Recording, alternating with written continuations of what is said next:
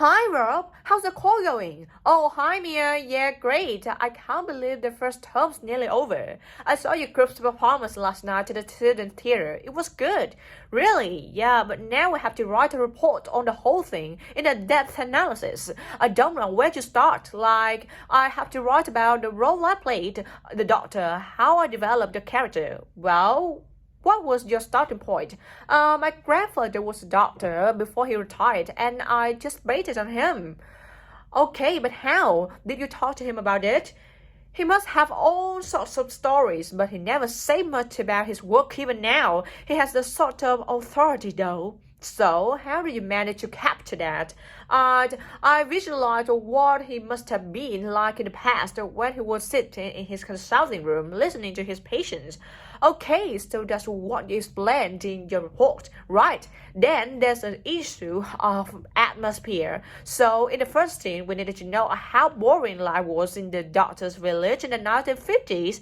So, when the curtain went upon the first scene in the waiting room, there was that long silence before anyone spoke, and then people kept saying the same thing over and over, like cold, isn't it? Yes, and everyone wore gray and brown and just sat in a row. Yes, all those details of the production. And I have to analyze how I functioned in a group. What I found out about myself. I know I was so frustrated at times when we couldn't agree. Yes, so did one person emerge as a leader. Sophia did. That was okay. She helped us work out exactly what to do for the production, and that made me feel better, I suppose. When you understood what needed doing, yes, and Sophia did some research too that was useful in developing our approach. Like what? Well, she found these articles from the 1950s about how relationships between children and their parents, or between the public and people like bank managers or the police, were shifting. Interesting. And did you have any practical problem to overcome? Well, in the final rehearsal, everything was going fine until the last scene. That's where the doctor's first patient appears on stage on his own. The one in the wheelchair, yes, and he had this really long speech with the stage on dark, except for one spotlight, and then that stuck somehow, so it was shining on the wrong side of the stage. But anyway, we got that fixed, thank goodness. Yes, it was fine on the night. But while you're here, Mia, I wanted to ask you about the year adoption. Would you recommend doing that? Yes, definitely. It's a fantastic chance to study in another country for a year.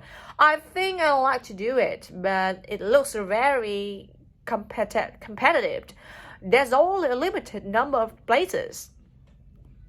Yes, so next year, when you're in the second year of the course, you need to work really hard in all your theater studies modules. All students with good marks get places. You have to prove that you know your subject really well, right? So, how did you choose where to go? Well, I decided I wanted a program that would fit in with what I wanted to do after I graduate. So, I looked for a university with emphasis on acting rather than directing, for example.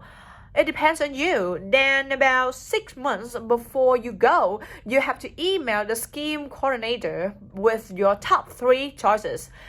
I had a friend who missed the deadline and didn't get her first choice, so you do need to get a move on at that stage. You'll find that certain places are very popular with everyone. And don't you have to write a personal statement at that stage? Yes, right. I guess some of the final year students to give me some tips. Maybe see if you can read. I can read what they wrote. I think that's a very good idea. I don't mind showing you what I did. And while you're abroad, don't make the mistake I make. I got so involved I forgot all about making arrangements for when I came back here for the final year. Make sure you stay in touch so they know your choices for the optional modules. You don't want to miss out. Do in your first specialisms, right?